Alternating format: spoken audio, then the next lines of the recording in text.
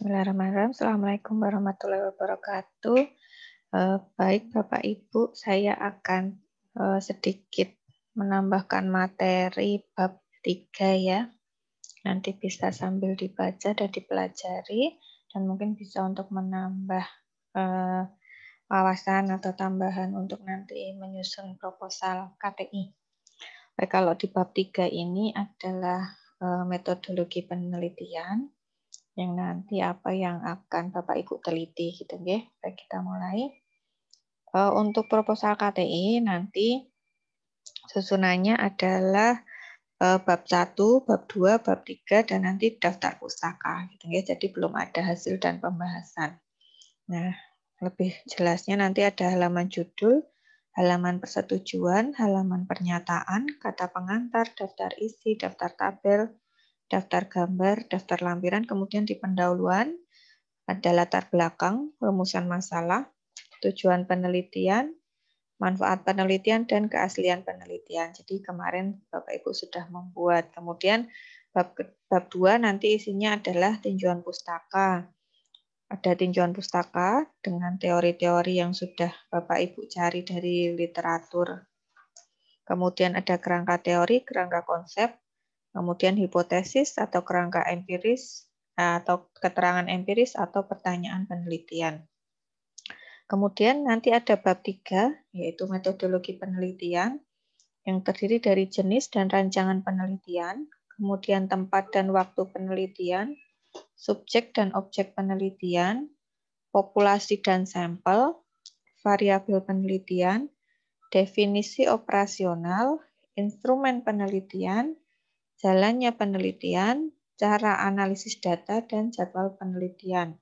Kemudian yang terakhir nanti adalah daftar pustaka. Jadi dari mana saja literatur yang diperoleh itu dituliskan di daftar pustaka. Kemudian yang terakhir lampiran. Baik, kita akan sedikit membahas di metodologi penelitian. Yang pertama tentang jenis dan rancangan penelitian. Nah, jenis dan rancangan ini disesuaikan dengan hipotesis yang akan diuji ataupun pertanyaan penelitian yang akan dijawab. Kemarin Bapak Ibu sudah menuliskan kalau tidak ada hipotesis berarti berupa pertanyaan penelitian atau keterangan empiris gitu nggih. Kemudian terdapat beberapa taksonomi jenis dan rancangan penelitian yang dapat digunakan acuan, antara lain taksonomi berdasarkan pendekatan penelitian yang dikembangkan oleh Creswell 2003. Nah, nanti bisa dicari. Kemudian kalau untuk jenis penelitian, ini ada 2 ya, eksperimental dan non-eksperimental. Nah, untuk yang jenis penelitian eksperimental, ini meliputi ada eksperimental murni, ada yang kuasi gitu ya, jadi ada macam-macam. Kemudian kalau yang jenis penelitian non-eksperimental ini ada macam-macam juga, ada deskriptif gitu ya, biasanya non-eksperimental bisa deskriptif ataupun analitik, nanti disesuaikan dengan penelitian. Peneliti yang menggunakan rancangan yang belum banyak digunakan dalam konteks kesehatan masyarakat diharapkan menguraikan detail dari rancangan yang digunakan dan mencantumkan referensi utama rancangan tersebut. Nah, nanti apapun rancangan penelitiannya gitu nanti silahkan dituliskan dari sumber mana Bapak Ibu memperolehnya gitu ya, dari buku apa. Nah, itu wajib dituliskan nanti di belakang jenis atau rancangan penelitian yang Bapak Ibu tuliskan. Baik, kemudian untuk rancangan penelitian ini untuk yang deskriptif misalnya, karena Bapak Ibu ini banyak sekali yang deskriptif ya. Ini ada yang disebut penelitian survei. Ini metode penelitian deskriptif yang dilakukan terhadap sekumpulan objek yang lazimnya cukup banyak dalam periode waktu tertentu. Nah, secara umum penelitian survei ini bertujuan untuk menilai suatu kondisi atau penyelenggaraan suatu program kesehatan. Jadi disurvei bagaimana suatu program ini jalannya itu seperti apa gitu ya. Disurvei dulu apakah sesuai atau tidak. Misalnya ini program obat generik pada saat ini dan hasilnya digunakan sebagai dasar penyusunan perencanaan perbaikan program tersebut gitu ya. Kemudian pelaksanaan survei lazimnya hasil yang diperoleh akan dianalisis secara kuantitatif berdasarkan data yang terkumpul. Jadi data yang ada nanti dikuantitatif dihitung bagaimana apakah hasilnya sesuai atau tidak sesuai gitu ya.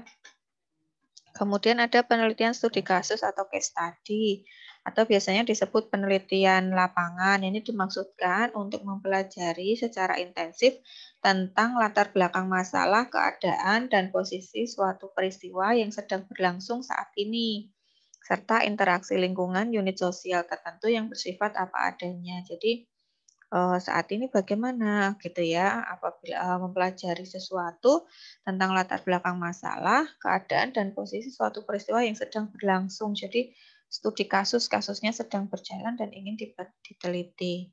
Subjek penelitian dapat berupa individu, kelompok, institusi, atau masyarakat. Ini biasanya studi mendalam mengenai unit sosial tertentu dan hasil penelitian tersebut memberikan gambaran luas serta mendalam mengenai unit sosial tertentu. Jadi memang biasanya besar gitu ya lingkupnya suatu kasus gitu biasanya lingkupnya lebih besar gitu. Kemudian ada studi perbandingan atau comparative study. Ini dilakukan untuk membandingkan persamaan dan perbedaan sebagai fenomena untuk mencari faktor-faktor apa saja atau situasi seperti apa yang menimbulkan suatu peristiwa tertentu. Jadi ingin tahu nih persamaan dan perbedaannya gitu ya. Kemudian faktor apa yang akan mempengaruhi. Nah, ini studi perbandingan diawali dengan melakukan pengumpulan fakta-fakta tentang faktor-faktor yang menyebabkan terjadinya suatu gejala tertentu, lalu dibandingkan dengan situasi yang lain. Jadi, membandingkan satu dengan yang lainnya, kemudian faktornya apa saja sehingga terjadi peristiwa tersebut gitu ya. Jadi, ini biasanya saling membandingkan.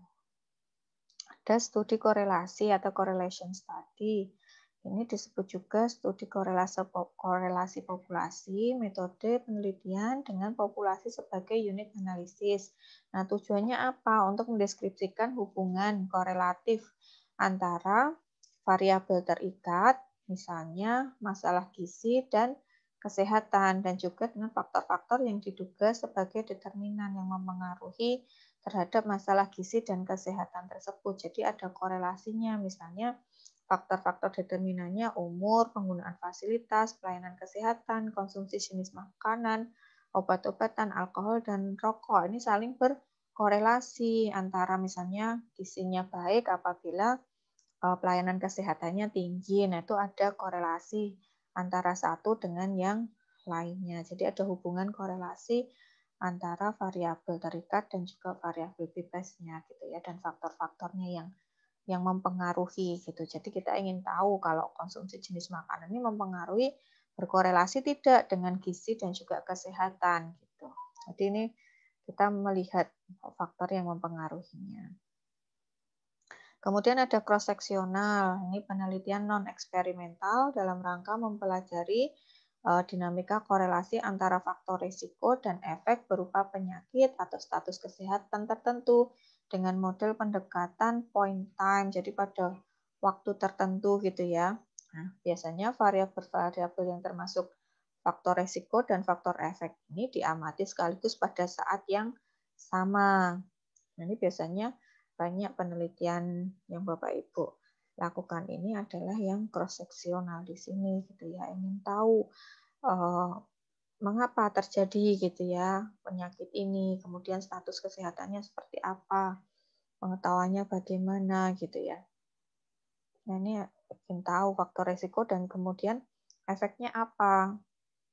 Misalnya, tidak rutin misalnya mengkonsumsi obat-obatan, efeknya apa yang akan terjadi gitu. Nanti biasanya diamati secara langsung. Kelebihannya mudah dan ekonomis dari sisi waktu, cepat karena hanya sekali pengamatan atau pengukuran variabel.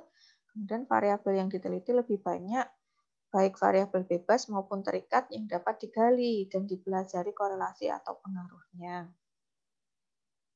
Kemudian kalau yang eksperimental, tadi yang non eksperimental ya deskriptif, kalau yang eksperimental ini ada pra-eksperimen, ada rancangan eksperimen, ada yang eksperimen semua atau kuasi eksperimen. Nah, macam-macam ini juga punya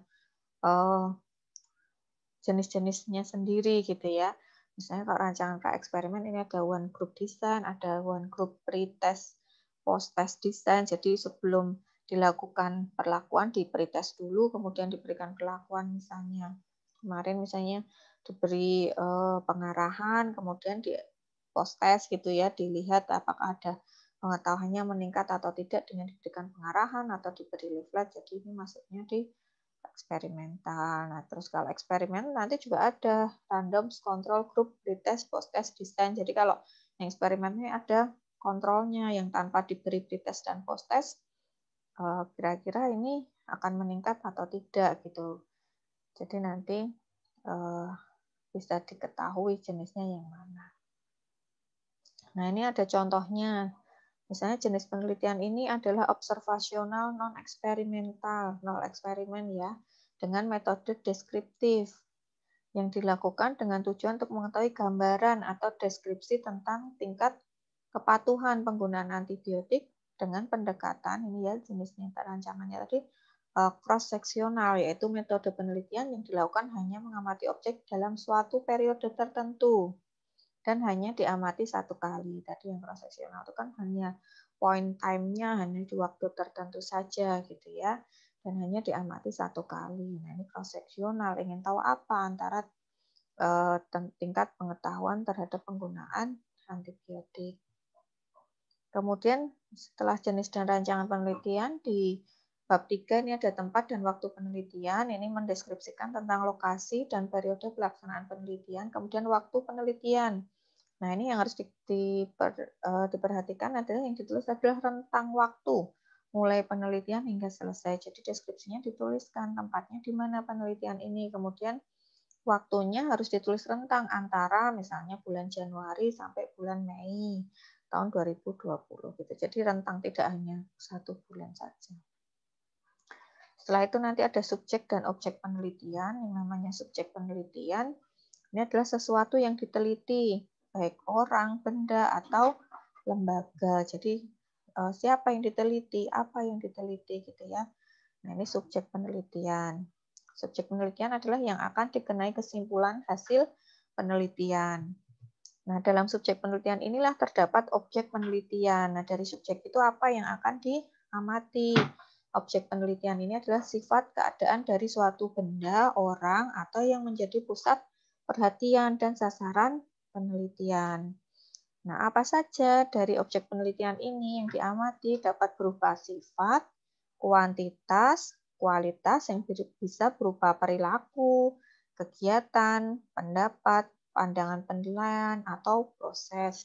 Misalnya penelitiannya ingin mengetahui ya gambaran tadi ya, gambaran penggunaan atau tingkat pengetahuan gitu ya, tingkat pengetahuan penggunaan obat, misalnya antibiotik terhadap pasien di apotek kimia farma. Nah, berarti subjek penelitiannya adalah pasien di apotek kimia farma. Objeknya apa yang ingin kita ketahui dari subjek itu? Kita ingin tahu apa? Oh, ternyata tingkat pengetahuan terhadap penggunaan obat antibiotik, misalnya seperti itu. Nah, ini ada contohnya juga subjek dan objek penelitian. Subjeknya adalah pasien rawat jalan di klinik Pratama Rawat Inap Wiwit gitu ya, yang pernah mendapatkan terapi antibiotik. Jadi tidak semua pasien rawat jalan, tetapi pasien rawat jalan yang pernah mendapatkan terapi antibiotik. Kemudian objeknya apa dari pasien ini, pengen tahu apa sih? Tingkat kepatuhan penggunaan antibiotik. Jadi gitu ya, bisa membedakan antara subjek dan objek. Kemudian ada populasi dan sampel. Populasi adalah kumpulan atau jumlah keseluruhan dari unit analisis dari mana sampel diperoleh. Kemudian kalau sampel ini bagian dari populasi gitu ya. Kemudian jumlah sampel dapat ditentukan sesuai dengan tujuan dan referensi yang diaju serta dilengkapi dengan teknik sampling yang digunakan. Jadi nanti kalau memang populasinya itu tidak banyak, misalnya 25 atau 30, berarti ambil semua jadi total sampling. Jadi semuanya populasi diambil. Tapi kalau populasinya sampai banyak sekali, misalnya 500, kan itu tidak mungkin diambil semua. Maka Bapak Ibu menentukan jumlah sampelnya. Nanti silakan dicari literatur saja, banyak sekali. Kalau sudah menemukan literatur yang mirip, pasti di sana ada rumus untuk menghitung minimal sampelnya. Karena biasanya setiap keadaan atau setiap penelitian tuh rumusnya berbeda-beda gitu ya. Kemudian nanti silahkan Bapak Ibu juga mencari teknik samplingnya bagaimana. Apakah random sampling, apakah accidental sampling. Nah, itu ada banyak tergantung bagaimana Bapak Ibu nanti memilihnya gitu ya. Jadi ada yang random, jadi samplingnya di random aja, bebas ambil sampelnya gitu ya. Meskipun bebas, tapi Bapak Ibu harus tahu caranya bagaimana menilai bebasnya itu seperti apa gitu. Kemudian teknik samplingnya nanti silahkan dituliskan juga. Setelah itu ada variabel penelitian. Bagian ini mendeskripsikan tentang variabel atau faktor yang diamati, diteliti dalam suatu penelitian. Nah, variabel itu ada banyak sekali gitu ya. Ada variabel yang variabel bebas atau variabel pengaruh atau biasa disebut independent variable. Jadi variabel bebas. Kemudian ada variabel terpengaruh, dependent variable atau variabel terikat. Nah, ini nama lainnya. Kemudian ada variabel pengganggu. Ini biasanya kalau penelitian di lab gitu ya, ada variabel pengganggu misalnya suhu atau apa. Kemudian ada variabel terkendali, ini variabel yang bisa dikendalikan pada penelitian, misalnya di lab suhu inkubator itu bisa dikendalikan karena bisa disetting misalnya. Itu variabel terkendali. Kemudian misalnya jumlah pengaduan gitu juga bisa karena menggunakan alat, jadi itu menjadi variabel terkendali. Tapi kalau ini tidak bisa dikendalikan namanya variabel pengganggu. Kemudian dalam penelitian tertentu ada juga variabel antara. Tapi ada juga variabel berupa variabel tunggal. Jadi kalau deskriptif itu biasanya variabelnya adalah variabel tunggal. Kemudian ada definisi operasional. Nah, ini biasanya berupa penjelasan tentang bagaimana suatu variabel akan diukur serta alat ukur apa yang digunakan untuk mengukurnya. Jadi biasanya dijelaskan. Kalau yang untuk deskriptif dijelaskan, pasti ada batasan-batasan. Misalnya tadi pasien rawat inap gitu. Ternyata nggak semua pasien rawat inap diambil, tapi pasien rawat inap yang pernah mendapatkan terapi antibiotik misalnya. Nah, jadi dijelaskan di definisi operasional karena tidak mungkin dimunculkan di judul sangat panjang sekali. Jadi dibatasi di definisi operasional di sini. Tapi definisi operasional variabel ini bukanlah definisi teoritis, tapi disesuaikan dengan penelitian yang akan Bapak Ibu kerjakan gitu ya. Dan tidak semua variabel perlu diberikan definisi operasionalnya. Hanya variabel saja yang mempunyai lebih dari satu pengukuran atau yang pengukurannya spesifik atau variabel yang belum memiliki alat ukur standar dan perlu dikembangkan. Jadi nanti ditentukan saja apakah dari penelitian itu mana saja yang harus dijelaskan. Nah, ini contohnya. Ini saya berikan contoh yang deskriptif misalnya ya. Misalnya tadi yang tentang kepatuhan penggunaan antibiotik tadi ya. Nah, klinik Pratama Rawat Inap Wiwit ini fasilitas yang ada di mana? Kemudian tingkat kepatuhan itu apa? Perilaku penggunaan antibiotik. Jadi tingkat kepatuhan yang dicari adalah perilaku penggunaan antibiotik pada pasien. Nah, kemudian pasiennya itu siapa? Adalah pasien rawat jalan dan yang pernah mendapatkan terapi antibiotik. Jadi tidak semua pasien, meskipun di judulnya nanti ditulisnya pasien rawat jalan di klinik gitu ya, tetapi di definisi operasional dijelaskan lebih rinci yang seperti apa gitu. Misalnya mau meneliti tentang pasien hipertensi di rumah sakit gitu ya. Nah, nanti dijelaskan di sini apakah semua pasien hipertensi atau yang tanpa penyakit pendamping, dijelaskan di sini. Ada batasannya enggak? Nah, itu nanti jelaskan di sini. Kemudian menggunakan kuesioner. Apa itu kuesioner? Sejumlah pertanyaan tertulis yang diberikan kepada pasien untuk memperoleh informasi. Nah, biasanya kalau kuesioner secara umum, secara teoritis hanya sampai di memperoleh informasi, tetapi di sini harus jelas informasi apa, informasi kepatuhan penggunaan antibiotik. Nah, Bapak Ibu jelaskan di sini karena ini sudah bukan teoritis, tapi sesuai dengan penelitian. Kemudian ada instrumen penelitian. Nah, ini alat-alat apa saja, bahan-bahan apa saja yang Bapak Ibu gunakan nanti dituliskan di sini. Nah, alat ukur ada yang berupa kuesioner gitu ya. Nah, biasanya kuesioner tidak standar dalam arti tidak terbakukan untuk bisa digunakan dimanapun. Tetapi jika peneliti mengembangkan sendiri alat ukur yang akan digunakan, misalnya kuesioner, maka harus memastikan kalau alat ukur tersebut itu baik. Nah, disebut baik itu yang bagaimana? Ada dua syaratnya, yaitu valid dan reliable. Jadi kalau nanti Bapak Ibu ini ingin mengembangkan kuesioner sendiri, membuat pertanyaan sendiri, nah sebelum digunakan nanti harus dipastikan apakah valid dan reliable. Nah, ini harus dengan analisis pakai salah satunya dengan SPSS gitu ya. Nanti pertanyaan misalnya ada 20 pertanyaan, berapa yang valid dan berapa yang reliable di sini. Misalnya dari 20 pasti nanti ada yang tidak valid gitu ya. Nah, itu nanti yang tidak valid harus di-reject pertanyaannya sehingga saat untuk penelitian tidak bisa menggunakan 20 pertanyaan tapi hanya misalnya 17 karena yang 3 tidak valid gitu ya. Kemudian untuk itu peneliti harus melakukan kajian untuk mengukur dan meningkatkan validitas dan reliabilitas alat ukur tersebut dengan cara melakukan uji coba atau tryout. Jadi nanti sebelum digunakan, misalnya tadi mau mengukur tentang tingkat kepatuhan penggunaan antibiotik di rumah sakit, rawat inap gitu tadi ya, pasien rawat inap di klinik misalnya.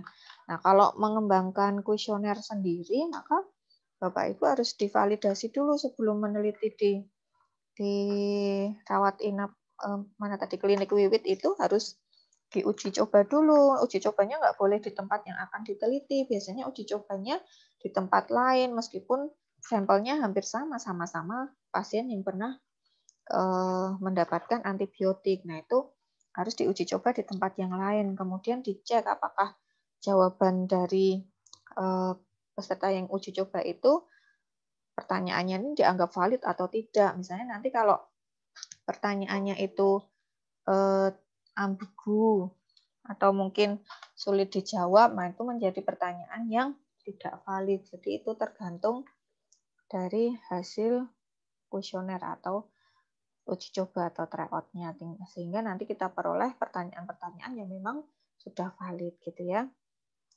Dan harus dijelaskan bagaimana uji coba tersebut dilakukan, kapan dilakukan, dengan metode apa saja, siapa subjek yang dikenai uji coba. Nah, itu analisis data dan hasilnya harus diketahui gitu ya. Jadi Bapak Ibu harus memastikan kalau alat ukur atau kuesioner yang digunakan itu memang sudah valid dan sudah reliable.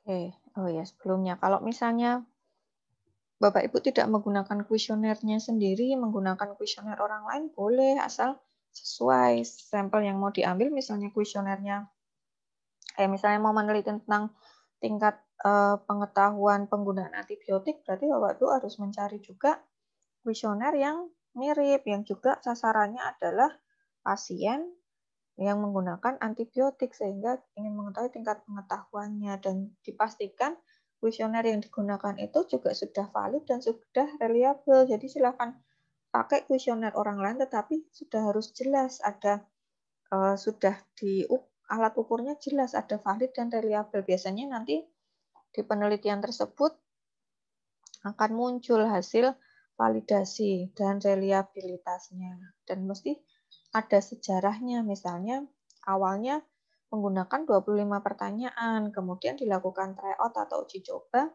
ternyata misalnya ada 5 pertanyaan yang tidak valid, tidak reliable, sehingga yang digunakan tinggal 20. Jadi nanti yang ditanyakan kepada pasien yang menjadi sasaran penelitian ya hanya 20, tidak boleh 25. Kalau misalnya mau diganti pertanyaan yang lain misalnya, oh ternyata di-reject 5, tinggal 20. Tapi nanti kalau yang 5 di-reject jadi saya kekurangan ini materi karena menjadi ada pertanyaan tertentu yang hilang. Maka bisa diperbaiki nggak pertanyaan yang 5 itu? Bisa, silakan diperbaiki. Mungkin pertanyaannya membuat orang bingung gitu ya, membuat orang bingung sehingga tidak mudah dijawab oleh responden sehingga boleh diganti pertanyaan. Terus kalau diganti apakah langsung bisa dipakai? Tidak bisa, tapi harus diuji cobakan lagi gitu ya sampai benar-benar valid dan reliable. Kemudian setelah itu silakan tuliskan jalannya penelitian, tahapan kerjanya bagaimana dari awal hingga mendapatkan eh, uji pendahuluan tadi, khususnya di proposal. Kemudian dituliskan cara analisis data. Ini menjelaskan tentang bagaimana seorang peneliti mengubah data hasil penelitian menjadi informasi yang dapat digunakan untuk mengambil kesimpulan penelitian. Dalam subbab ini disajikan rumus-rumus yang digunakan jika menggunakan statistik, persamaan reaksi kimia jika menggunakan analisis kimia, atau persamaan matematik jika menggunakan analisis matematik. Jadi di analisis data silakan Bapak Ibu sampaikan bagaimana dari data yang diperoleh kemudian menjadi informasi gitu ya. Misalnya, oh nanti tadi tingkat pengetahuan yang diperoleh datanya apa? Datanya adalah dengan scoring gitu ya. Kemudian dijelaskan dari scoring itu bagaimana bisa memberikan informasi. Misalnya dari scoring itu Bapak Ibu jadi tahu, oh nanti scoring tingkat pengetahuan rendah itu kalau skornya berapa. Kalau tingkat pengetahuan sedang itu skornya berapa gitu ya. Nah, itu caranya menjelaskan dari data menjadi informasi. Oh, ternyata begitu diolah kalau skornya sekian, saya bisa menyimpulkan maka tingkat pengetahuannya rendah. Kalau skornya sekian, nanti saya menyimpulkan tingkat pengetahuannya sedang gitu. Nah, itu dituliskan di sini. Kalau ada rumus-rumusnya, misalnya ada juga nih kuesioner misalnya yang ada rumus, misalnya dari skor sekian dibagi berapa dikali 100% misalnya. Nah, itu tergantung nanti bagaimana cara menganalisa data kuesioner yang Bapak Ibu gunakan gitu ya. Misalnya nanti ingin tahu gambaran penyimpanan obat dibandingkan dengan Permenkes atau SPO atau SOP yang ada gitu. Nah, nanti berapa persen yang sesuai. Nah, itu misalnya ada rumusnya, ya dituliskan aja di sini rumusnya bagaimana. Jadi dijelaskan. Yang terakhir nanti silakan menuliskan membuat jadwal penelitian. Jadi ini garis besar saja kegiatan yang akan dilakukan Bapak Ibu semua gitu ya.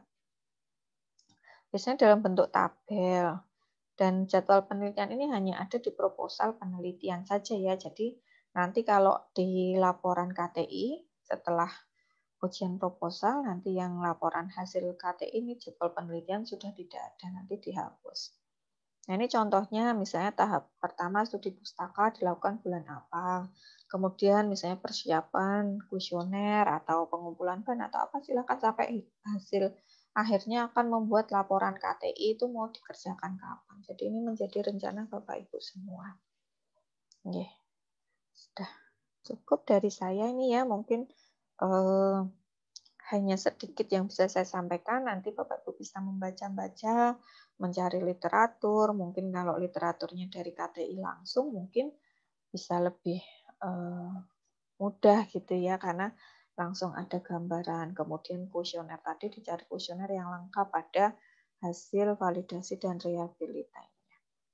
Mungkin itu dulu dari saya. Semoga bermanfaat. Selamat belajar. Terima kasih. Assalamualaikum warahmatullahi wabarakatuh.